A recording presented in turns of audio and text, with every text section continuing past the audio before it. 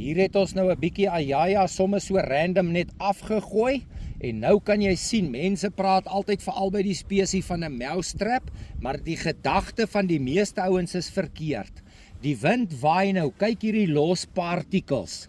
Dit is besig om die mousetrap te maak. As jy 'n klein seentjie is wat op 'n plaas groot geword het, gooi jy 'n paar mielietjies in 'n ry af, totdat jy die voeltjie onder die wip het en dan vang jy hom onder die wip. Hier's presies wat gebeur.